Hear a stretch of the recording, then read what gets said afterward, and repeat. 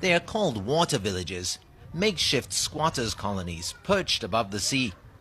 And they're home to tens of thousands of illegal immigrants from the southern Philippines and Indonesia. Between 1980 and 2000, Sabah's population shot up from 900,000 to 2.5 million people. Non-Malaysians are now the biggest single group and more than 1/4 of the population. A Royal Commission of Inquiry is examining this huge population increase and whether thousands of mostly Muslim foreigners were illegally fast-tracked to citizenship to boost support for Malaysia's ruling party. Testimony so far strongly suggests that did happen. In a short period of time, they come to Sabah and they become nationals. And when they become nationals, they become voters. Now that changes and displaces our voting pattern in Sabah, whereby our future is no longer decided by us.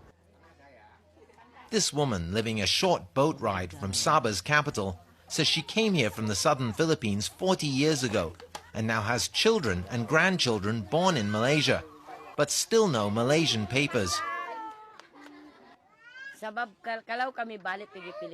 How could we go back to Philippines?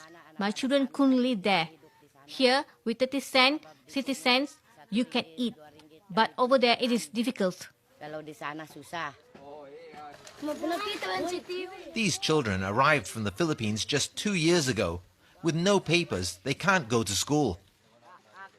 The incursion by dozens of heavily armed men from the southern Philippines on Sabah's east coast in February exposed just how porous Sabah's borders are, and the fact that the insurgents come from the same region as many of the Filipinos living in Sabah raised concerns about a backlash against the illegal migrants.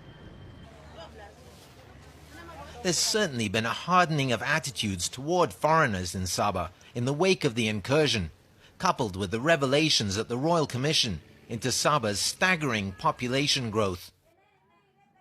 Maybe we should consider, but very limited, very strict, and extremely careful when we make that decision to citizenize them. The problem that Sabahans have is the group is too large. It's too huge. People should take pity on us. We are not bothering anyone.